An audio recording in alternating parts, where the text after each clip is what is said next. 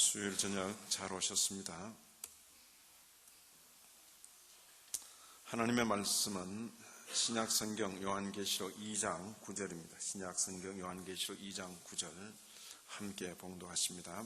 내가 네 환난과 궁핍을 아노니 실상은 내가 부유한 자니라. 자칭 유대인이라 하는 자들의 회방도 안하니 실상은 유대인이 아니요 사단의 회라. 요한계시록입니다. 요한계시록인데 여기 사도 요한을 통해서 계시록이 기록되는데 사도 요한에게 하나님의 천사 사자가 보내졌고 그 사자를 통해서 주어진 말씀, 내가 네 환난과 궁핍을 아노니, 하나님께서 이 교회가 당한 환난과 궁핍을 안다 그랬습니다. 혹 이 네라는 것이 누군지 알겠습니까? 성경 읽다가 이런 단어 만나면 늘 조심해야 됩니다. 이게 낸가 이렇게 생각하는데 1차적인 대상은 이 바로 요한계시록 2장 계시록에 나오는 7교회 중에서 에베소 서머나 교회입니다. 그 교회의 특수한 형편이 이렇습니다. 그 교회가 당한 형편은 환난과 궁핍을 당한 형편입니다. 자, 모든 사람이 자신도 그렇게 보이고 모든 사람이 볼 때 이 서머나 교회가 당면한 현실은 뭡니까? 환난과 궁핍인데 그 교회의 머리가 되시고 주가 되시는 주님께서는 그 교회를 향해서 뭐라고 말합니까? 실상은 네가 부자다, 부자다. 이게 주님이 보시는 안목이라는 것과 사람이 보고 느끼는 안목의 차이입니다. 너도 나도 우리 모두가 우리는 환난을 당했고 우리는 가난하다 그렇게 여기고 있는데 주님께서는 네가 실상은 부유한 자다. 그렇죠? 이런 주님의 독특한 그 평가와 관점이 있으시다 하는 것을 알아야 됩니다. 또 이게 서문화교의 형편이고 자칭 유대인이라 하는 자들의 회방, 이 서문화교회를 향한 회방이 있습니다. 막 자꾸 그 괴롭히고 힘들게 만들고 안 한 말도 했다 그러고 욕하고 비방하고 회방. 누가 주로 그런 회방을 합니까? 유대인들이 합니다. 유대인들. 그래서 사람들은 유대인들이 기독교인들을 박해하는구나 그러잖아요. 그 말이 맞습니다. 그런데 주의 말씀은 실상은 그건 유대인이 아니고 뭐라고요? 사단의 모입니다. 유대인이기 때문에 기독교인을 박해하는 거 아니고 유대인 중에도 기독교인 자가 많고 기독교를 믿는 자가 많은데 유대인이라는 그 말이 맞다. 그러나 실상은 유대인, 그건 껍데기일 뿐이지 속은 사단의 회다.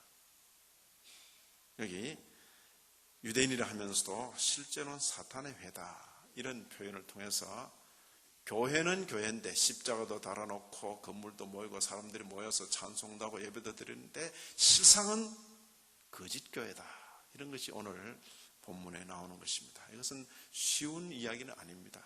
그러나 눈에 드러나는 현상 그리고 주님께서 보시는 실상 이런 면이 있다 하는 것을 우리는 주의 말씀을 통해서 배우게 됩니다.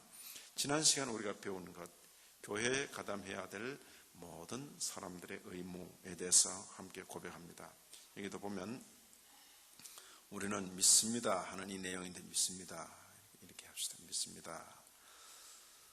우리는 믿습니다. 우리는 믿습니다. 같이 읽습니다. 이 하나 뛰어넘은 것 같아요. 없었나?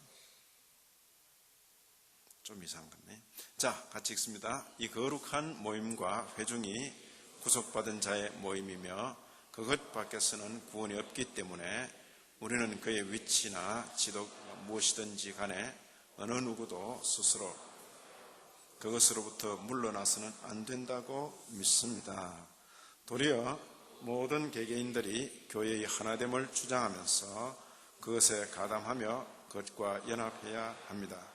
그들은 하나님께서 같은 몸의 지체로서 그들에게 주신 은사를 따라서 그들 자신을 그것의 교훈과 훈련에 맡기고 그들의 목을 예수 그리스도의 멍에 아래 묶으며 형제와 자매들의 교화를 위하여 섬겨야 합니다. 이것을 보다 효과적으로 지키기 위하여 하나님의 말씀에 따르면 교회에 속하지 않는 사람들로부터 떠나고 하나님께서 그것을 어느 곳에 세우셨던 간에 이 회에 가담하는 것이 모든 믿는 자들의 의무입니다. 그들은 심지어 통치자들과 왕들의 칙령이 그것을 대항하며 죽음이나 육체적 형벌이 따라온다 할지라도 그리해야만 합니다. 그런 고로 교회로부터 떠나거나 교회에 가담하는 데 실패하는 모든 이들은 하나님의 질서를 반하여 행하는 것입니다. 그래서 이런 교훈을 한번 받았기 때문에 우리 교회에 속해 계실 동안은 말할 것도 없지만은 부득이한 사정으로 저희 교회를 이렇게 떠나시게 될 때 정확히 이야기를 하고 그리고는 떠나가시는 것, 그것이 주님 앞에 선 성도가 할 자세입니다. 자기가 속했던 교회를 떠날 때 유야무야 있는 듯 없는 듯 그냥 그렇게 떠나는 게 아닙니다. 그것은 그렇게 하고 또 다른 교회 가서 신앙생활한다. 이 교회의 주님과 그 교회의 주님이 다르면 몰라도 같은 주님일진데는 그렇게 할 수가 없습니다. 우리 교회에 오실 때까지 지난 과거에 대해서 제가 묻지를 않겠습니다. 왜냐하면 그런 교훈을 들은 적이 없으시기 때문에. 그러나 이제 이 교훈을 우리가 듣고 배웠기 때문에 이후로는 저희 교회를 떠나실 때도 정확히 말씀을 하시고 떠나시고, 제가 이래 들어보고 어떤 경우는 지역적으로 떠나야 되시겠구나, 어떤 경우는 마음이 이미 떠나가셨구나, 여러 가지로 제가 판단을 합니다. 그리고는 아마 가장 합리적으로 그리고 그렇게 처리해 나갈 것입니다. 그래서 제가 이 교회에 담임 목사로 있을지라도 이 교회에 주는 주님이십니다. 주님의 마음에 맞게 일들을 처리해 나가야 되는 것입니다. 그렇지 않고 이 한국교회의 성향은 어쨌든 막 붙드는 거예요. 붙들어. 그래서 떠나야 되는데도 못 떠나는 거예요. 그래 막 어렵게 한두 번 오다가 그냥 못 오는 거예요. 간다 말도 못하고, 그리고는 어느 날 오지도 못하고 가지도 못하고.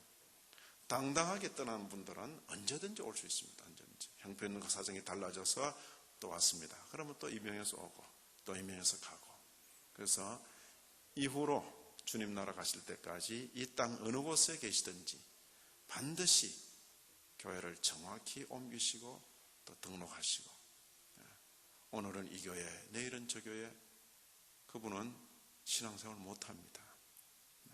결코 신앙생활 못합니다. 그래서 안 되고, 혹은 교회 속에서 칭찬도 들을 수 있고 혹은 책망도 들을 수 있지만은 교회를 잘 택해서, 그리고는 자기 인격 전부를 맡기고 지도를 받으면서 생활해 가야 하는 것입니다. 교회를 택하는 문제는 고3 학생이 대학을 택하는 것보다 더 심각하고 중요합니다.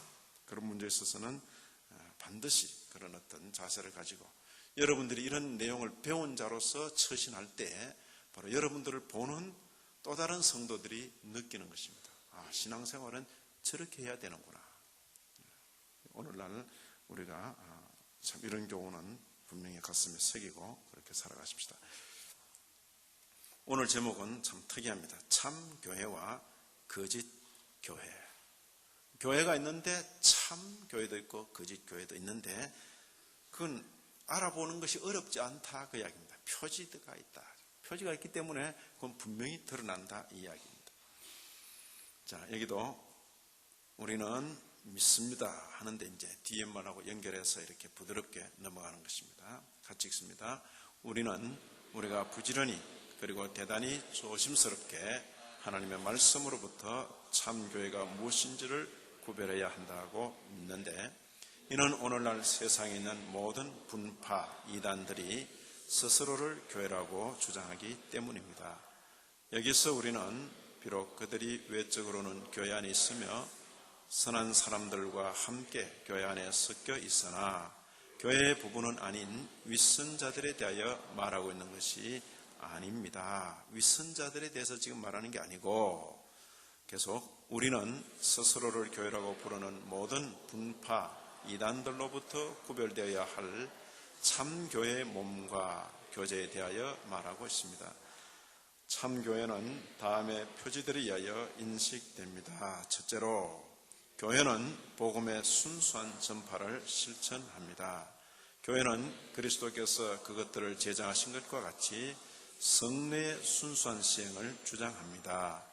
교회는 죄를 고치고 벌하기 위한 교회의 권징을 실행합니다. 말하자면 교회는 말씀에 반대되는 모든 것들을 거절하고 예수 그리스도를 유일한 머리로 여기며 하나님의 순수한 말씀에 따라 다스려집니다. 이로써 참교회는 분명히 알려지며 어느 누구도 그것으로부터 분리할 권리를 가지고 있지 않습니다. 참교회는 분명히 알려진다. 구분을 잘 못하겠다 이런 게 아니라 분명하다 그런 이야기입니다. 분명하다. 자, 차례대로 보시면 우리는 믿습니다. 우리는 믿는데 이는 이렇게 표현하지. 우리는 하나님의 말씀으로부터 참교회가 무엇인지, 이 기준은 하나님의 말씀이라 그랬어요. 참교회가 무엇인지. 왜냐하면 오늘날 세상에 있는 이단들이 스스로를 교회라고 주장하기 때문입니다. 이단들이 나 이단 이러고는 말하면 참 구분하기도 좋겠는데 이단들이 교회라 그럽니다. 교회인데 대부분 이단들은 더 열심 있는 교회입니다. 더 열심 있는 교회. 어떤 데는 더 뜨거운 교회. 더 뜨거운 교회. 그리고 더 헌신적인 그런 교회 모습을 띠고 있습니다. 그래서 이단의 경우에 참 구분하기가 어떤 때는 그들의 정성, 열심 이런 것을 따지면 혼돈이 오는 것입니다. 그러나 다음 몇 가지 표지에 의해서 분명하다 그렇습니다. 교회라고 주장합니다. 교회.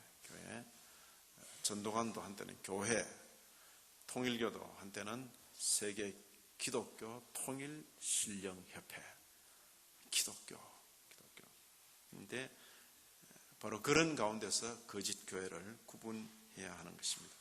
또 실제 이런 고백이 있을 때는 주로 그 당시 종교개혁 당시에 로마 가톨릭 교회를 겨냥한 것이 대부분입니다. 바로 그런 다른 이단보다도 바로 십자가를 높이 세우고 있는 로마 가톨릭 교회가 교회의 교회됨을 잃어버린 채로 조직으로, 제도로, 물량으로 교회라고 주장하기 때문에 그건 아니라고 말하는 것입니다. 적어도 이런 몇 가지가 분명하지 않을 때는 그건 교회가 아니다. 이렇게 종교개혁자들은 고백을 했던 것입니다. 바로 실상과 현상입니다. 현상은 환난과 궁핍인데 실상은 부요다. 이건 좋은 거죠. 겉으로 보기에는 환난과 궁핍인데 실상은 부요한 자다. 오히려 이런 칭찬을 들을 수 있으면 참 좋지요. 또 겉으로 보기에는 유대인입니다. 유대인인데 실상은 사단의 회다. 이건 대단히 심각한 거죠. 겉으로 보기에는 유대인인데, 겉으로 보기에는 전도회인데, 겉으로 보기에는 무슨 회인데 실상은 사단의 회다. 대단히 무서운 겁니다. 그러죠? 그래서 여기서 제가 현상과 실상 이렇게 구분해서 한번 표현해 봤습니다. 현상, 겉으로 드러나 보이는 것. 실상, 겉으로 드러나 보이지는 않을지라도 내면에 실제로 가지고 있는 신분, 지위, 가치들.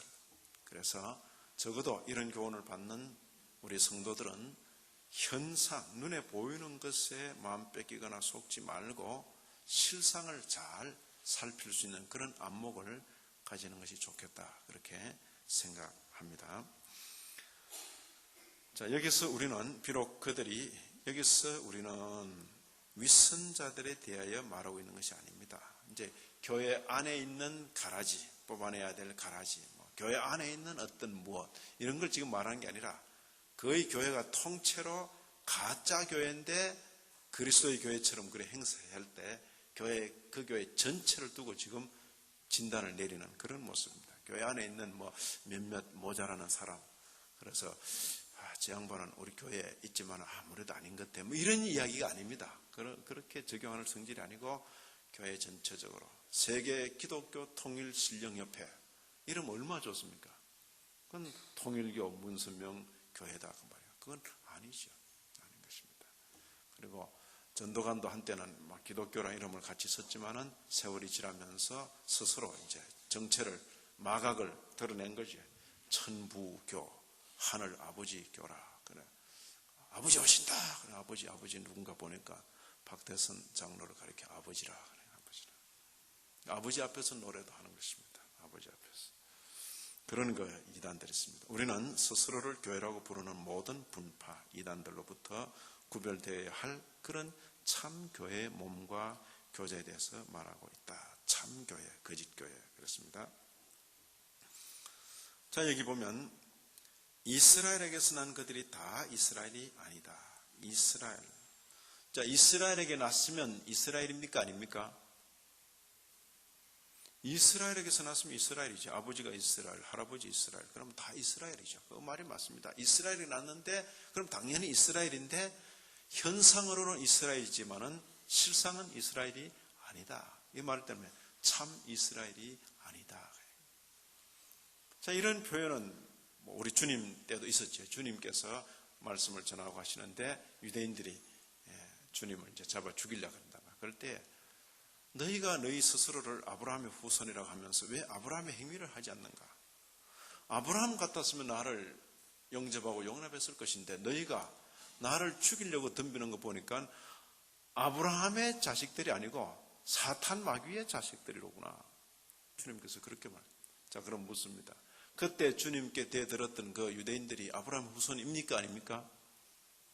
아브라함 후손 맞지요. 그제? 맞으나 실상은 사단의 자식들이라. 마귀의 후예들이라. 바로 이런 부분에 있어서 표면으로 말되어지는 것과 그 내면, 이면. 이스라엘에서 난 그들이 다 이스라엘이 아니다. 이건 로마서에 나오는 것입니다. 그지? 비록 이스라엘의 후예 이스라엘 백성이지만은 참 이스라엘에 속하지 못하고 있는 그런 유대인들을 지칭하는 표현입니다. 참교의 표지, 다음의 표지들이라 세 가지가 있습니다. 복음의 순수한 전파. 둘째는 성례의 순수한 시행. 성례에 어떤 게 있습니까? 세례와 성찬, 성례의 순수한 시행. 세 번째, 교회 권징. 자, 이 말이 그들이 드리는 예배 순서에 설교가 있는가, 설교 순서가 있는가, 이 문제가 아닙니다. 설교 순서가 있는데도 불구하고 그 설교 때에 하나님의 말씀이 제대로 전해지고 있는가, 그게 문제입니다. 설교 순서는 있는데 하나님의 말씀이 제대로 전해지지 않을 때 일단은 이건 심각한 문제에 들어가는 것입니다. 오늘날 이런 경향이 있습니다. 저는 그런 경우들을 보고 경악을 금치 못하는 것입니다. 그런 경우는 설교자가 이렇게 드러내는 것인데 아예 설교가 뭔지를 배우지 못했거나 설교가 뭔지 제대로 배웠음에도 불구하고 설교 시간에 딴소리를 그렇게 계속 한다면 그건 그 사람이 변질됐거나, 근데 많은 경우에 제가 볼 때는 설교가 뭔지를 제대로 배우지 못한 설교자들이 도처에 있구나 하는 그런 현상을 보게 되는 것입니다. 배운 적이 없는 것 같아요. 누군가에서 이상한 설교 형태를 배웠어요. 그래서 성경을 읽어놓고도 그 성경 본문은 전혀 언급이 되지 않고 그저 한두 단어만 가지고 뭐 이야기한다든지 언급되지 않고 거의 딴 이야기를 하고 있는 것입니다. 그리고 그 이야기의 주종을 이루는 건 다 하나입니다. 이 세상에서 예수 이름으로 잘 먹고 잘 살고 잘 되는 거, 병 고치고 건강하게 잘 먹고 잘 사는 거, 그리고 모든 헌신, 봉사, 충성이 그것을 얻어내기 위한 수단으로 다 전락해 버리는 것이. 성경은 그런 데 대해서는 별로 관심이 없습니다. 그럼에도 불구하고 설교하는 사람들이 어떻게 그런 관심을 찾아내가지고 그렇게 하는지 모르겠다. 여기 복음의 순수한 전파라는 것은 설교 순서가 있는가 없는가의 문제가 아닙니다. 중세 당시에 이 신부들, 사제들이 설교를 라틴어로 주로 하는데 자기도 모르는 거예요. 자기도 모르는 거. 예? 무지한 그런 사제들이 많았고 교회는 제도주의로 유지되는데 교회가 아닌 것입니다. 성례 순수한 시의 경우도 성찬 순서가 있는가의 문제가 아니고 성찬이 그리스도께서 그것들을 제정하신 것과 같이 그 정신과 뜻에 맞게 제대로 세례와 성찬이 시행되는가. 그렇지 않으면 그게 이상한 행위들이기 때문에 상징적이고 암시적인 행위이기 때문에 설명이 없고 뜻이 없으면 미신이 되어버립니다. 아주 신비한 미신적인 행위가 되는 것입니다. 그것은 여전히 가톨릭 교회의 그 성찬 예식에는 아직도 남아있는 것입니다. 그래서 이분들은 성찬에서 떡을 먹는 것, 이게 하나 받아 먹는 걸 마치 보약 먹듯이 그렇게 생각하면서 먹는 경우가 참 많습니다. 그리고 교회는 죄를 고치고 벌하기 위한 교회 권징이라 말했을 때 교회 권징도 와, 우리 목사님 되게 무섭단 말이야. 목사님 말이야, 막 잘못하면 막 큰일 난다, 막 혼낸다, 그냥 단상에서도 막 소리 막 지르시고 무섭다. 그런 정도의 것을 가리켜 권징이라 말하지 않습니다. 목사가 무섭든 안 무섭든 늘 웃고 있든 그것과 상관없이 교회를 다스려 감에 있어서 당회의 의결을 거쳐서 교회에서 일단 문제가 된 사안들에 대해서 적절한 책벌과 징계가 주어지는가 그렇지 않는가, 그것의 문제입니다. 그래서 이것은 교회의 표지입니다.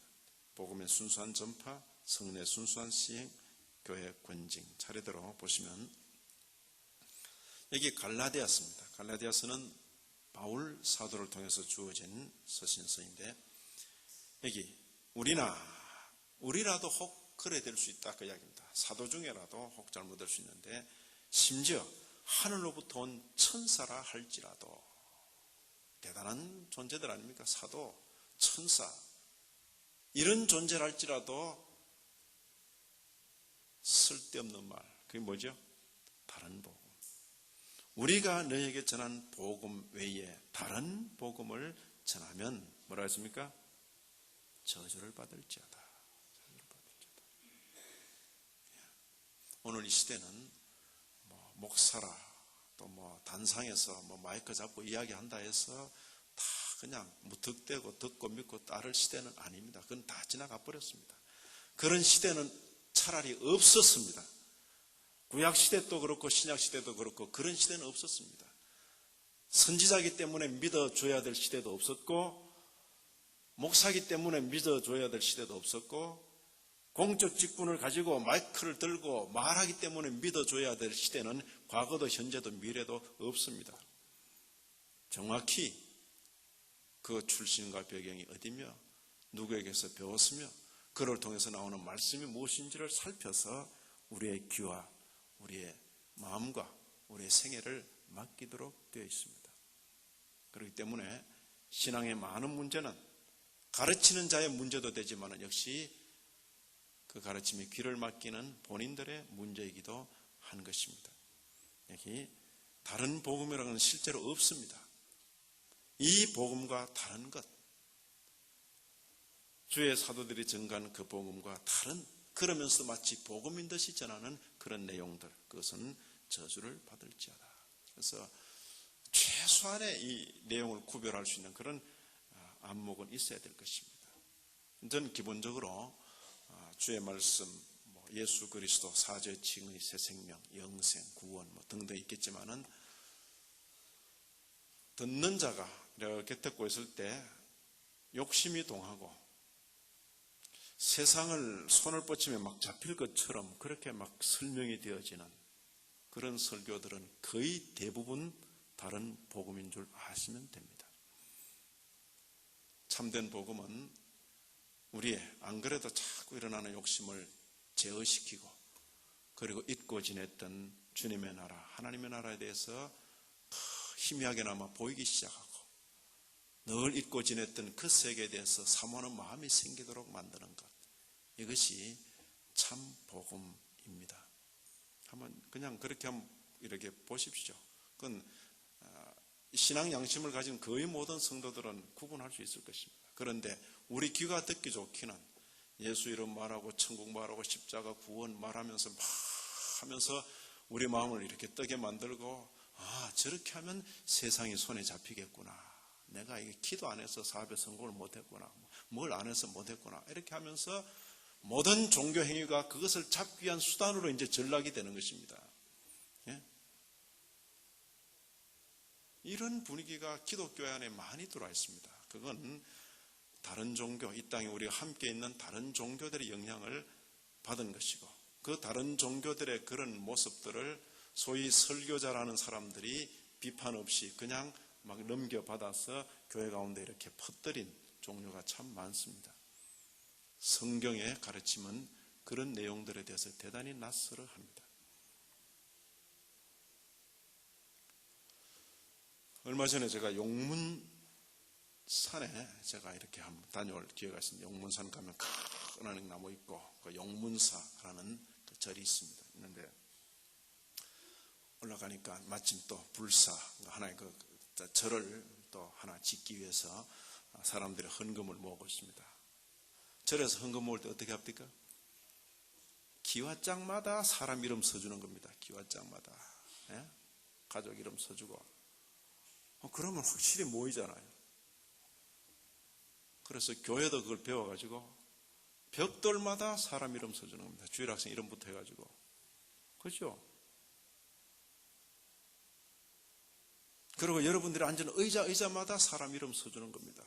그러면 의자 딱 끝나죠. 이 교회 예배당 안에다 이거 누구, 저거 누구 거, 저거 누구 거, 저거 누구 거 딱 착. 이 일은 그렇게 해서 효과적으로 끝낼 수 있습니다만 그건 기독교가 지금껏 가르쳐온 정신과는 전혀 다른 것입니다. 그렇게 해서 크게 예배당을 이루고 모두가 부러워하는 그런 시설을 이루은들 그게 무슨 상관이 있습니까? 그런 기독교는 우리 주님의 종교와는 거리가 멀다. 불교 사촌쯤 되는 기독교. 이런 행태들이 소위 설교자, 부흥사, 종교 지도자들에 의해서 무비판적으로 교회 안으로 들어온 것입니다. 그렇게 하니까 일이 잘 되거든. 그러나 기독교는 그런 종교가 아닌 것입니다. 다른 복음은 남에게 구별해달라 말할 필요 없습니다. 자기가 들을 때에 세상을 향한 욕심이 동하게 되면 이건 다른 거로구나. 그리고 하나님, 주님, 영원한 나라, 나와 세상은 간 곳 없고 구속한 주만 보이는구나. 그런 그 내용의 그 가르침일 때는 양심을 새롭게 하고 우리 정신을 새롭게 하는 그 말씀은 대개 정로에 서 있을 것입니다. 이게 안 되면 누구에게 구분해달라 말할 필요가 없을 것입니다. 여기 하나님의 교회, 이 집 교회는 하나님의 교회요, 진리와 진리의 기둥과 터다 그랬습니다. 교회는 공부하는 교회 맞습니다. 교회는 공부하는 교회입니다. 모든 성도들이 하나님의 말씀을 부지런히 읽어야 됩니다. 이제 조금 우리 교회에서도 이 공부하는 것이 조금 자리 잡혀갑니다. 이게 대단한 것 아니고 이게 극히 정상적인 것입니다. 공부하는 교회입니다. 예. 교회라고 모여 있으면서 공부하기를 중단해버리면 교회의 특성이 사라지기 시작합니다. 우리 종교는 바로 이 경전의 종교인 것입니다. 이 성경. 이보다 더 두꺼우면 힘들 겁니다. 이보다 얇으면 너무 얇을 것입니다. 아주 적절한 두께의 성경입니다. 부지런히 읽도록 되어 있습니다. 부지런히 읽도록. 저는 이 자리에 앉은 우리 모든 성도님들이 이 성경을 품에 안고 좀 살아가면 참 좋겠습니다.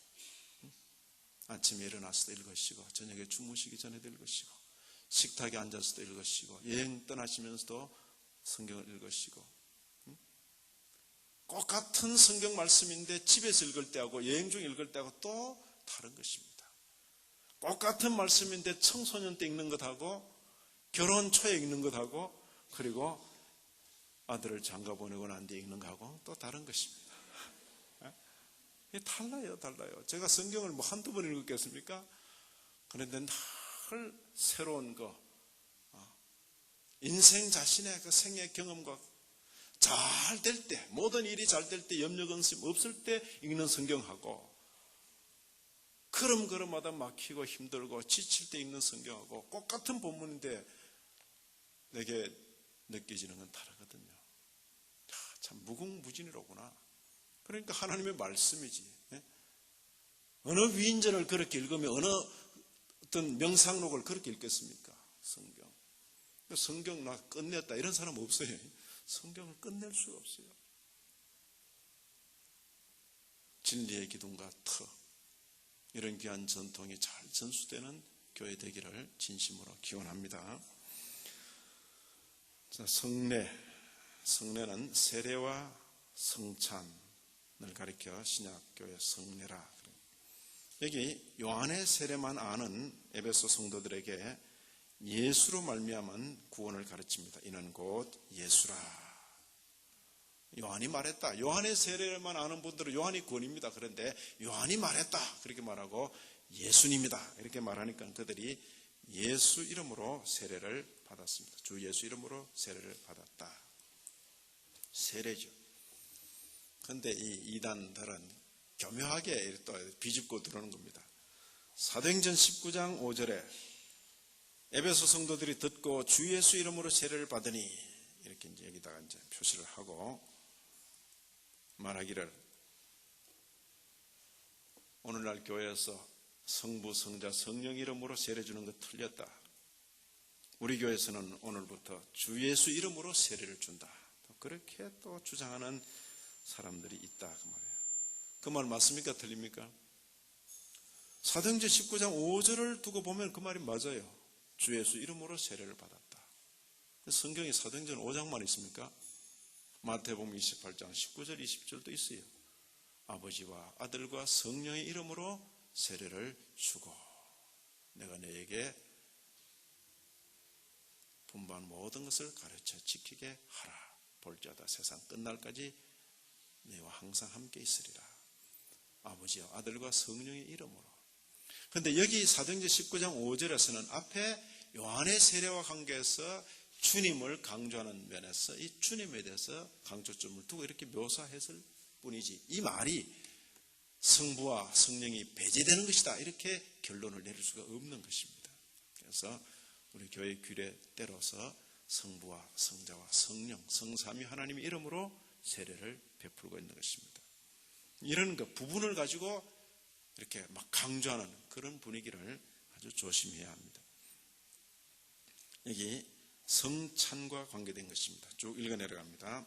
내가 너희에게 전하는 것은 주께 받은 것이니 곧 주 예수께서 잡히신 밤에 떡을 가지사 축사하시고 떼어 가라사대 이것은 너희를 위하는 내 몸이니 이것을 행하여 나를 기념하라 하시고 직후에 또한 이와 같이 잔을 가지시고 가라사대 이 잔은 내 피로 세운 새 언약이니 이것을 행하여 마실 때마다 나를 기념하라 하셨으니 너희가 이 떡을 마시며 이 잔을 마실 때마다 주의 죽으심을 오실 때까지 전하는 것이니라.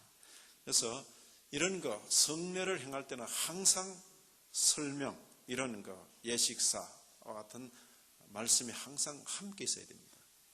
말씀이 없으면 물을 머리에 얹고 하는 행위가 무엇을 의미하는지 알 수가 없는 것입니다. 뭐 이렇게 조각낸 떡을 주고 나누고 뭐 잔을 주고 나누는 그 행위가 무엇을 의미하는지 알 수 없기 때문에 그것은 사람들에게 한편으로 신비감을 일으키는데 한편으로는 미신에 빠지게 할 수가 있습니다. 그래서 미신에 빠지지 않도록 그리고 그 예식이 의미하는 바를 잘 설명하고 행하도록 우리에게 가르치고 있습니다. 됐습니까? 성찬의 바른 시행이라 그랬습니다. 이제 교회 권징입니다. 권징.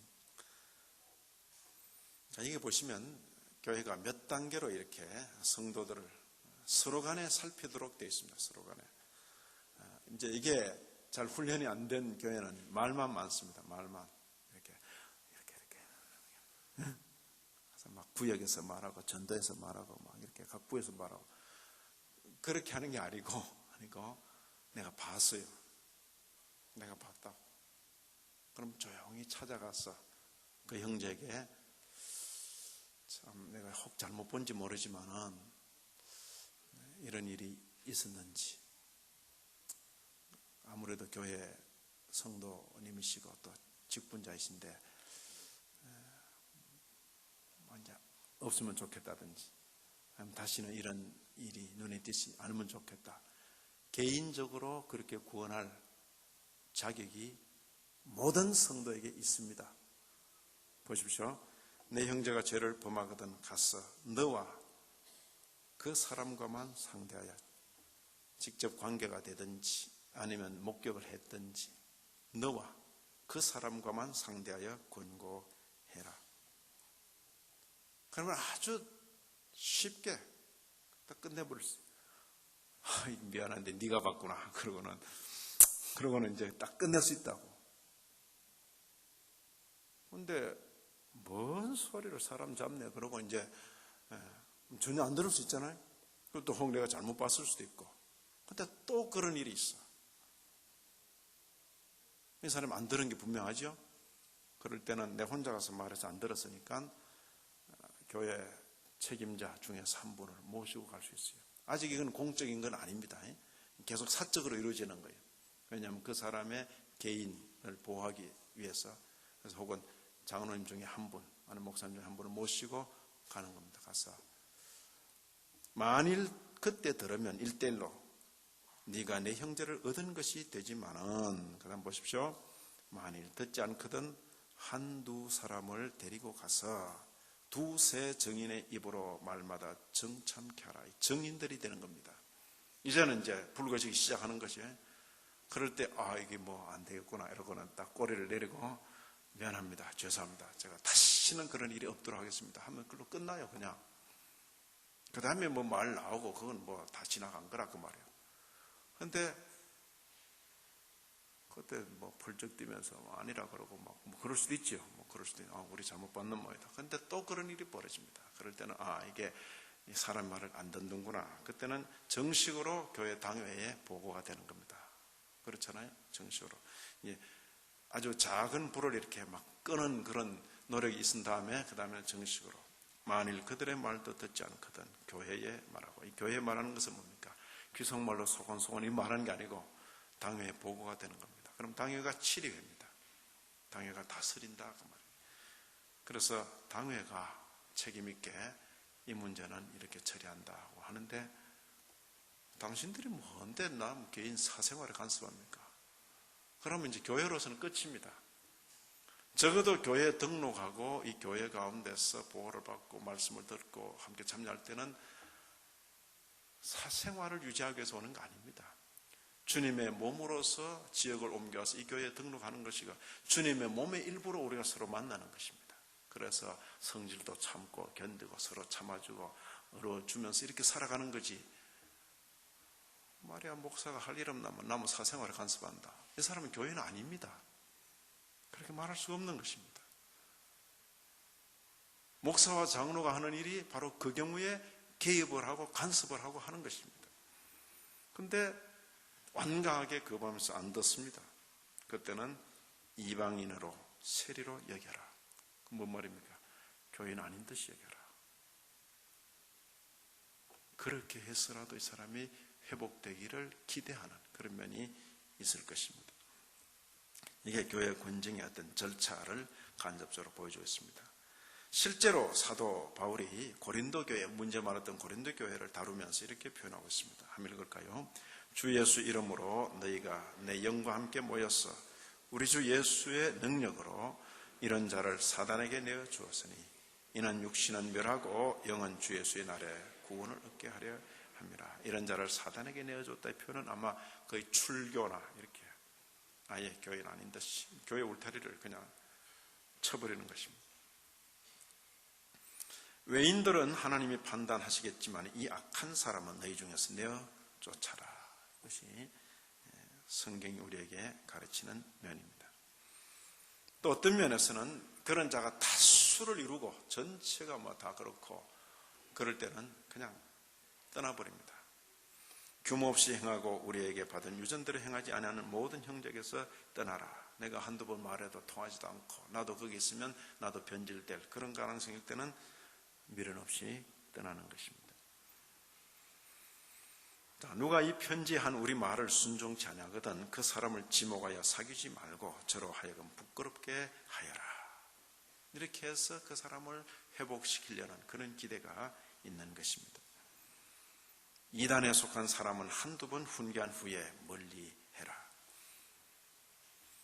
이단에 빠지는 경우에, 그러니까 이 권징의 아주 주요 대상이 도덕적인 그런 어떤 그 실수, 허물, 이보다도 더 심각한 것은 이단입니다. 이단. 교회 가운데서 도덕적인 허물과 실수도 문제가 됩니다. 그래서 그것이 극히 개인적일 때는 극히 개인적으로 이렇게 정리하도록 그렇게 합니다.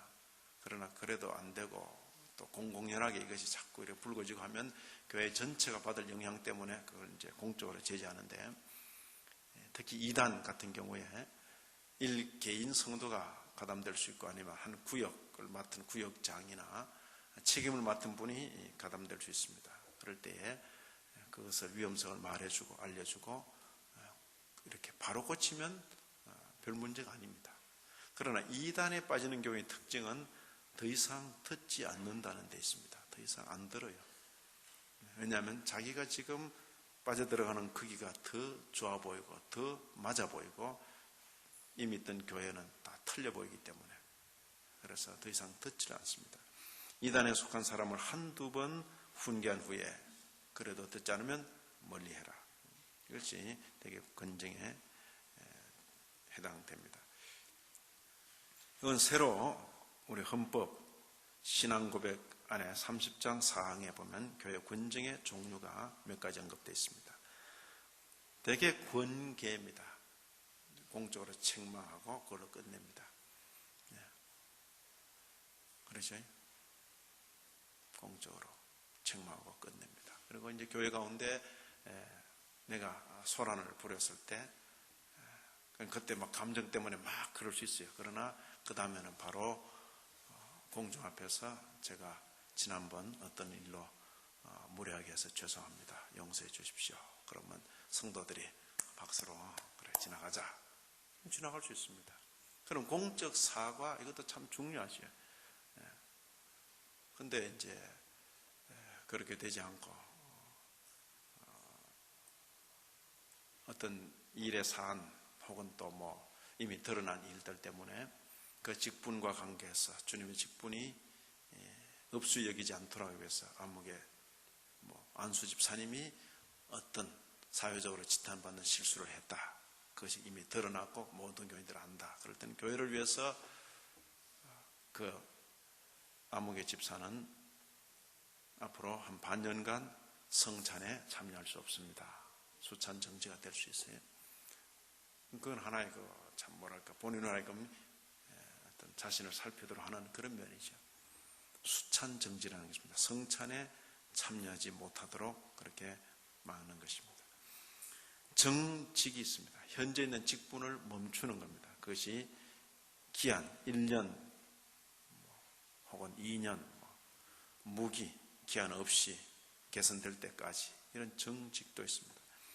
그리고 아예 면직도 있습니다. 되게 임시직이 아니고 항존직이 될 겁니다. 목사, 장로, 안수집사, 그에 권하는 권사 이런 경우에 면직이 있습니다.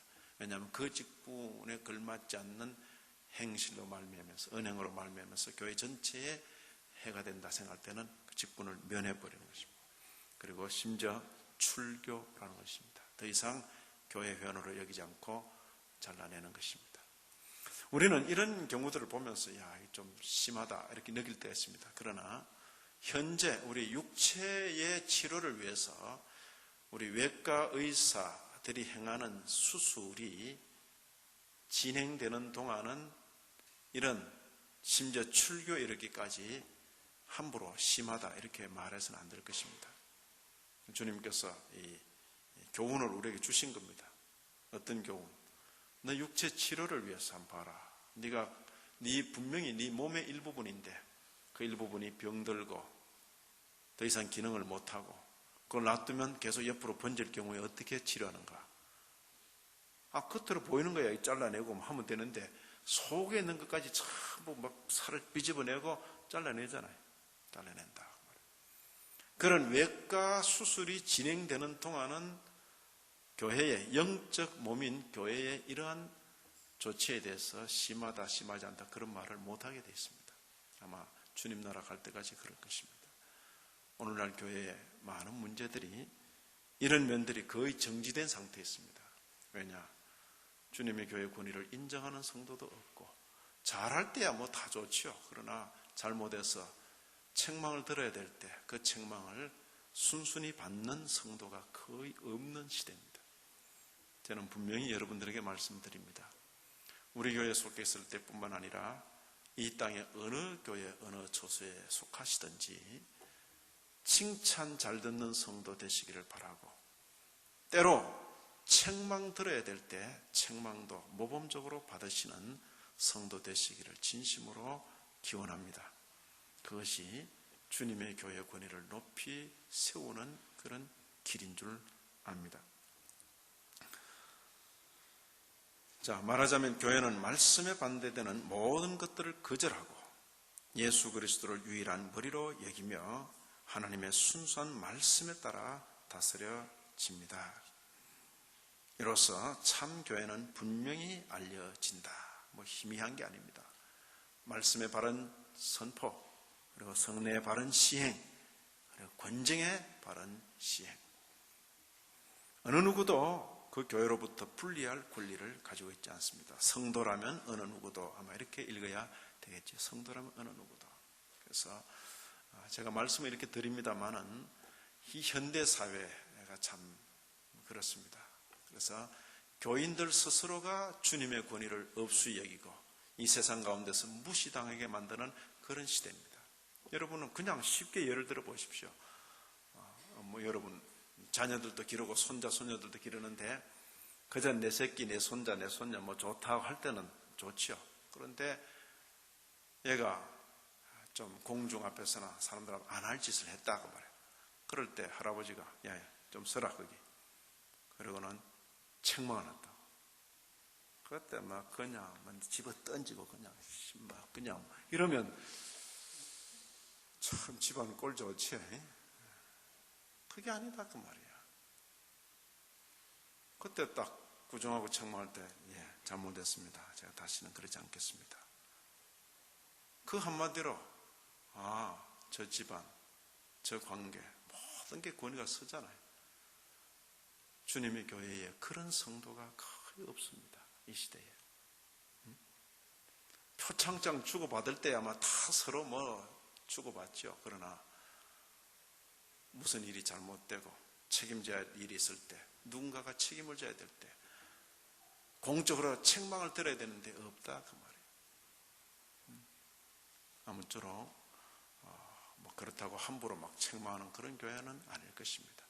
그러나 사람이 살다 보면 잘할 때도 있지만 잘 못할 때도 있습니다. 그럴 때에 기꺼이 주님 앞에서 주님 때문에 달게 책망을 듣는 것, 그것은 세상 가운데서 주님의 교회를 세워나가는 그것도 한 면이 된다 그렇게 생각합니다. 이것이 참교회와 거짓교회의 표지입니다. 아무쪼록 이런 교훈을 받은 저와 여러분들로서 이후에 참교회와 거짓교회를 잘 분별하고 참교회에 속한 성도들로 한평생 살게 되기를 진심으로 기원합니다. 하나님 아버지, 이 저녁에도 허락하신 귀한 교훈을 인하여 감사합니다. 참교회의 아름다운 표지가 선명하게 잘 개성되는 교회 되게 하여 주옵시고, 한평생 살면서 그 표지들을 잘 분별하여 바로 그 참된 교회에 속한 자들로 여생을 살게 하여 주옵소서. 예수님 이름으로 기도를 드리옵나이다. 아멘. 하늘에 계신